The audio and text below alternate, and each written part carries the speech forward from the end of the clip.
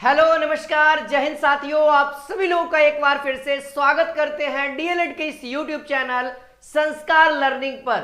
तो दोस्तों आज हम लोग इस वीडियो के माध्यम से जीके और जीएस के अति महत्वपूर्ण प्रश्न को करने वाले हैं, जिसको हम लोग मोस्ट वीवीआई कहेंगे आपके डीएलएड एंट्रेंस एग्जाम 2023 के पॉइंट ऑफ व्यू से। ठीक है, और जितने भी सवाल हमारे चैनल के माध्यम से करवाए जा रहे हैं उन सभी प्रश्न को आपको पढ़ना है ना। साथ ही साथ दोस्तों हमारे चैनल के माध्यम से हमारे टीचर्स आपको प्रॉपर ढंग से कंसेप्ट वाली वीडियोस भी प्रोवाइड कर रहे हैं, तो उन सभी वीडियोस को देखना है, अपने दोस्तों के बीच में शेयर करना है। और जो बच्चे चैनल पे नए हैं, पहली बार हमारी वीडियोस को देख रहे हैं, तो मैं उनको कहूं कि इस चैनल को सब्सक्राइब करो और अभी से बिहार डीएलएड में अच्छा स्कोर करने के लिए तैयारी करना स्टार्ट कर दो मेरे भाई। चलिए, तो आज का जो सवाल होने वाला है वह होने वाला है जीके एंड जीएस का मेरे दोस्त, है ना। और ये जितने भी सवाल होंगे आपके किसी न किसी कॉम्पिटिटिव एग्जाम में पूछे हुए होंगे, क्योंकि मैंने देखा डीएलएड के एंट्रेंस एग्जाम में जो 2022 में हुआ था उसमें जितने भी सवाल पूछे गए वह किसी न किसी कॉम्पिटिटिव एग्जाम में पूछे जा चुके हैं और वही सवाल आपके एग्जाम में दिया हुआ है। ठीक है, तो उस सवाल को भी करेंगे डीएलएड का, और साथ ही साथ अदर कॉम्पिटिटिव एग्जाम में जो आपका सवाल दिया हुआ है उसको भी करेंगे, और चैप्टर वाइज भी करेंगे, मिक्स भी करेंगे और कंसेप्ट वीडियो भी देखेंगे। तो चलिए सेशन को स्टार्ट करते। एक बार दबा के लाइक, दबा के शेयर। डेली आप लोग शाम के 6 बजे और शाम के 7 बजे आप सभी लोग तैयार रहिएगा। आपकी जो लाइव क्लासेज है वह इसी चैनल पे दी जाएगी। ठीक है, और हमारा टेलीग्राम चैनल है जहां पे आप लोग पीडीएफ को प्राप्त कर सकते हो भाई। चलो, आज का पहला सवाल यहां पे देख सकते हैं, आपके स्क्रीन पे आ चुका है। पहला नंबर सवाल है, आप लोग कोशिश करिए खुद से बनाने का। पहला नंबर सवाल कहता है निम्नलिखित में से कौन संसद का अभिन्न अंग नहीं है। यानी कौन सा संसद का अंग नहीं है, ऐसा कह सकते हैं उपराष्ट्रपति, राष्ट्रपति, लोकसभा, राज्यसभा। जब आप लोग दोस्तों पढ़िएगा संसद, तब वहां पे आपको पढ़ाया जाएगा संसद के 3 अंग होते हैं, लोकसभा, राज्यसभा और राष्ट्रपति। उपराष्ट्रपति यहां पे नहीं होता है। ठीक है, अगर मैं आप सभी से पूछूं कि राष्ट्रपति का कार्यकाल कितने वर्ष का होता है, तो आप लोगों का आंसर आना चाहिए, है ना। कितना? 5 ईयर, 5 वर्ष होता है। ठीक है, 5 वर्ष होता है। ठीक है, राष्ट्रपति का चुनाव किस ढंग से कराया जाता है, तो ध्यान रहे दोस्तों, राष्ट्रपति का जो चुनाव होता है अप्रत्यक्ष रूप से होता है, अप्रत्यक्ष रूप से होता है। ठीक है, यानी कि इसको दिखा करके नहीं किया जाता है। यहाँ पे पार्टी के मेंबर जो होते हैं वही चुन लेते हैं, जिसकी बहुमत ज्यादा होती है पार्टी के मेंबर, उसी के पार्टी का जो हेड होता है या जिसको बनाया जाता है वह बन जाता है। ठीक है, चलिए अगला सवाल आप सभी के बीच में है। ये देखिए क्वेश्चन नंबर, यहाँ पे दूसरा नंबर सवाल आप लोग ट्राई कर सकते हैं। यहाँ देखिए क्वेश्चन नंबर दूसरा यहाँ पे कहता है बिहार उदयपुर कन्या प्राण अभ्यारण्य निम्नलिखित में से किस जिले में स्थित है। बहुत इंपॉर्टेंट सवाल है। बिहार उदयपुर कन्या प्राण अभ्यारण्य निम्नलिखित में से किस जिले में उपस्थित है। सहरसा, बेगूसराय, बांका या फिर चंपारण। देखिए दोस्तों, ये जो सवाल है ये बहुत इंपॉर्टेंट है आपके एग्जाम के लिए, तो ध्यान रहे इसका आंसर हो जाएगा चंपारण। ठीक है, यह चंपारण में हुआ था 1974 में। ध्यान रहे, है ना, बिहार में इसका निर्माण कब हुआ था? 1974 में। ठीक है, 1974 में। ये सवाल आपके एग्जाम के लिए मोस्ट इंपॉर्टेंट है सर।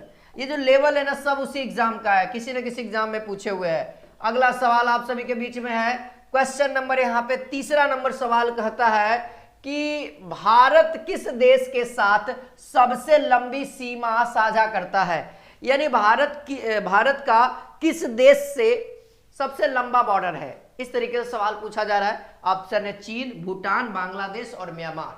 सभी बच्चे कमेंट सेक्शन में अपना अपना आंसर देंगे। ठीक है, सभी स्टूडेंट्स कमेंट सेक्शन में आंसर दीजिएगा। ध्यान रहे दोस्तों, इसका जो आंसर हो जाएगा बांग्लादेश। ध्यान रहे, ठीक है, बांग्लादेश के साथ, है ना, भारत का सबसे लंबा होता है अभी। ठीक है, कितना होता है, तो ध्यान रहे 4096 किलोमीटर। ठीक है, ध्यान रखिएगा 4096 किलोमीटर होता है भाई। अब देख लो यहाँ पे चीन है, तो चीन के साथ भारत का कितना बॉर्डर होता है? तो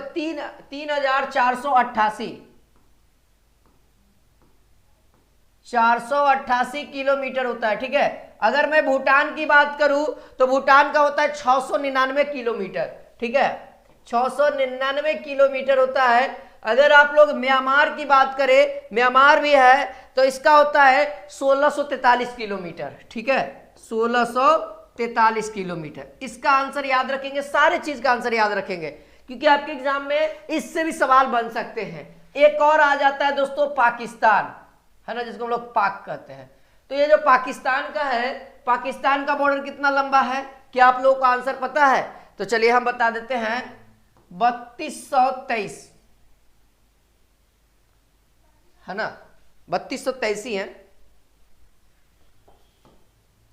इसी के अप्रॉक्स होगा ये 3323 किलोमीटर। हाँ, इतना के आसपास है, अप्रॉक्स ध्यान रखिएगा, आपके ऑप्शन में ये जरूर रहेगा। ठीक है, तो ये आपका बॉर्डर है, और ठीक है, ध्यान रखिएगा किसका कितना लंबा सीमा है। चलिए अगला सवाल देखते हैं। क्वेश्चन नंबर यहाँ पे 4 देखिए, क्वेश्चन नंबर 4 यहाँ पे कहता है कि निम्नलिखित में से कौन सा भौतिक परिवर्तन नहीं है? मेरे भाई, भौतिक परिवर्तन नहीं है ये पूछा जा रहा है। ऑप्शन ए है बर्फ का पिघलना, है ना, दूध से दही बनना, फलों का पकना, अंगूर का किण्वन होना।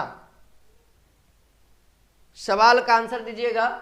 यहां पे जो सवाल है वह थोड़ा सा डिफरेंट होना चाहिए, यह भौतिक परिवर्तन है। ठीक है, इस सवाल को थोड़ा सा आप लोग चेंज करिएगा, इसमें से कौन सा भौतिक परिवर्तन है ये बताना मेरे भाई, ध्यान रहे। ठीक है, सवाल में थोड़ा सा मिसप्रिंटेड है। तो देखिए यहाँ पे भौतिक परिवर्तन जो होगा, भौतिक परिवर्तन होता क्या सबसे पहले? तो देखिए भौतिक परिवर्तन का मतलब होता है किसी भी अवस्था को चेंज करना। जब अवस्था को चेंज करेगा, ध्यान रहे, जब अवस्था को चेंज करेगा तो वहां पे कोई भी कण, है ना, कोई कण लॉस नहीं होना चाहिए, कोई कण क्या होना चाहिए? लॉस नहीं होना चाहिए मेरे भाई। ठीक है, और पुनः उसी भाग में, जैसे आप लोग देखिए बर्फ पिघलना, बर्फ पिघलेगा पानी बन जाएगा, है ना, यानी कि बर्फ में जितने अणु थे पानी में भी उतने अणु रहेंगे, है ना, ये तो बात क्लियर है ना। इसी को अगर मैं दूध से दही बनाया तो दूध में जितने अणु हैं, क्या दही में उतने अणु होंगे? नहीं होंगे। देखिए 1 केजी दूध का अगर दही आप लोग जमाते हो तो आधा केजी 250 ग्राम के आसपास दही आता है, तो कहीं ना कहीं यहाँ पे लॉस हो रहा है ना। फलों का पकना, हाँ भाई, वापस फल का पकना भी आपका रासायनिक अभिक्रिया है, अंगूर का किण्वन होना ये भी आपका रासायनिक अभिक्रिया है। तो यहाँ पे जो भौतिक अभिक्रिया हो जाएगा वो हमारा ऑप्शन नंबर ए, बर्फ का पिघलना ही केवल आंसर होगा। ठीक है, इसको सुधार लीजिएगा आप लोग। चलिए भाई अगला सवाल है, क्वेश्चन नंबर यहाँ पे 5 नंबर सवाल, बहुत इंटरेस्टेड, बहुत ही इंपॉर्टेंट। क्वेश्चन नंबर 5 कहता है चौसा का युद्ध किनके बीच लड़ा गया था? जो मुगल वंश चला था, मुगल वंश के बीच में जो लैप्स हुआ था ना, वो यही लैप्स हुआ था, है ना। तो वह युद्ध हुआ था, चौसा का युद्ध हुआ था हुमायूं और शेरशाह के बीच में, है ना। हुमायूं तो हार गया था, है ना, तब ना शेरशाह सूरी जो था, शेरशाह सूरी, है ना, इसने किया था। तो इन दोनों के बीच में चौसा का युद्ध हुआ था। ठीक है, ध्यान रहेगा, हाँ भाई ध्यान रखिएगा। और एक सवाल और आ जाता है, शेरशाह का मकबरा, शेरशाह का मकबरा कहाँ है? तो सासाराम में है, याद रखिएगा, बिहार में, सासाराम बिहार। ओके, और बाकी फिर शेरशाह सूरी को हराया फिर अकबर, हुमायूं का बेटा अकबर, है ना। अगला सवाल, क्वेश्चन नंबर यहाँ पे 6 नंबर सवाल आप लोग देखेंगे। क्वेश्चन नंबर 6 आपका जीए सेक्शन का है, कहता है विद्युत विभव अंतर की एसआई इकाई क्या है? विद्युत विभव अंतर यानी विभव के अंतर की एसआई इकाई क्या है? विभव का अंतर मतलब क्या होता है मेरे भाई? विभवांतर होता है, अच्छे से समझना, विभवांतर होता है। और विभवांतर का अगर हम बात करें एसआई यूनिट तो आप लोग को पता होता है वोल्ट, है ना। एम्पियर आपका विद्युत धारा, जूल आपका कार्य, उष्मा और ऊर्जा, ये तीनों का कूलम्ब आपका विद्युत आवेश का होता है। उम्मीद है आपको इसको आंसर पता होगा। चलिए अब अगला सवाल है, ये देखिए जीके का अगला सवाल कहता है बिहार में पहला दूरदर्शन केंद्र किस वर्ष में स्थापित किया गया था? 1999, 1990, 1978, 1972। कौन सा ईस्वी में बिहार में दूरदर्शन केंद्र को स्थापित किया गया था? देखिए दोस्तों इंपॉर्टेंट सवाल है तो ध्यान रखिएगा। तो यहां पे जो आंसर होगा मेरे भाई है ना, इसका आंसर क्या हो जाएगा? 1978 में है ना हुआ था। और कहां पे हुआ था? तो बिहार के मुजफ्फरपुर में हुआ था।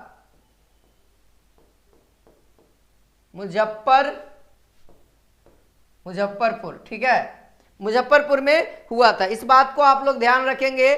चलिए अगला सवाल की ओर बढ़ते हैं मेरे भाई। क्वेश्चन नंबर यहां पे 8 कहता है ओणम भारत के किस राज्य में मनाया जाने वाला त्योहार है? ओणम जो त्योहार है वह भारत के किस राज्य में मनाया जाने वाला त्योहार है? ऑप्शन है कर्नाटक, केरल, गोवा या तमिलनाडु। सभी लोग आंसर बताएंगे। देखिए आप लोग नृत्य वगैरह भी ध्यान रखना क्योंकि आपके एग्जाम में नृत्य से भी सवाल आ जाएंगे, है ना।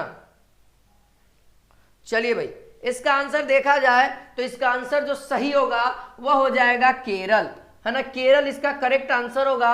और यह 10 दिनों तक मनाया जाने वाला त्योहार है। यह जो त्योहार है दोस्तों ध्यान रखिएगा, ये सब बातें जो मैं बता रहा हूं ये 10 दिन तक मनाया जाता है। इसी में नौका दौड़ भी होती है, ठीक है।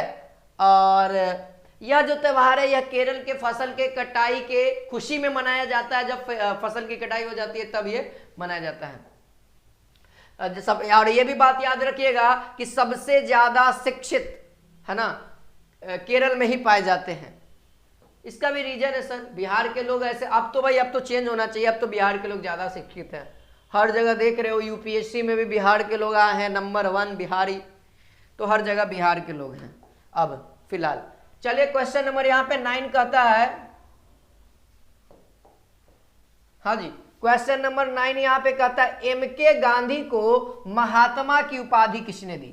एमके गांधी यानी मोहनदास, है ना, मोहनदास करमचंद गांधी को महात्मा की उपाधि किसने दी? मोहनदास करमचंद गांधी को हम लोग महात्मा गांधी के नाम से जानते हैं, आप लोग जानते हैं। लेकिन ये जो महात्मा इनका पूरा नाम क्या है? मोहनदास करमचंद गांधी, यानी कि एमके शॉर्ट में एमके गांधी कहा जाता है ना। इनको शॉर्ट में एमके गांधी कहा जाता है। लेकिन इनका आगे महात्मा गांधी दिया तो वह दिए थे रविंद्रनाथ टैगोर ने, है ना, रविंद्रनाथ टैगोर ने दिया था भाई। और इनके बारे में जरा कहूं तो ये इनको साहित्य में नोबेल पुरस्कार मिला। आपसे पूछा जाएगा कि रविंद्रनाथ को किस क्षेत्र में नोबेल पुरस्कार मिला है, तो साहित्य के क्षेत्र में नोबेल पुरस्कार मिला है। नोबेल पुरस्कार, पुरस्कार है ना, पुरस्कार मिला है, ध्यान रहेगा, है ना। चलिए भाई आगे बढ़ते हैं। सरोजिनी नायडू से रिलेटेड आपको पता ही है, भारत की प्रथम महिला राज्यपाल थी। चलिए अगला सवाल, बाकी धीरे धीरे और भी सवाल आते रहेंगे, नए नए कंसेप्ट आपको दिखते रहेंगे, नए नए प्रश्न। क्वेश्चन नंबर 10 कहता है राष्ट्रीय गीत के लेखक कौन है? बताइए राष्ट्रीय गीत के लेखक कौन है? शरत चंद्र चट्टोपाध्याय, बंकिम चंद्र चटर्जी, अमीर खुसरो, रविंद्रनाथ टैगोर। देखिए भाई राष्ट्रीय गीत के बारे में बात किया जा रहा है,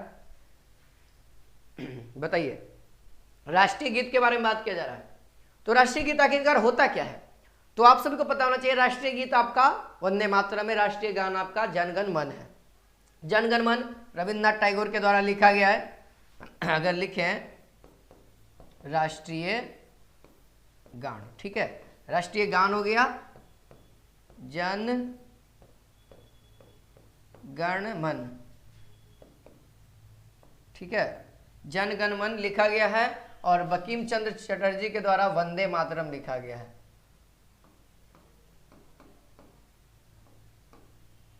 वंदे मातरम, ठीक है, और ये हमारा राष्ट्रीय गीत है।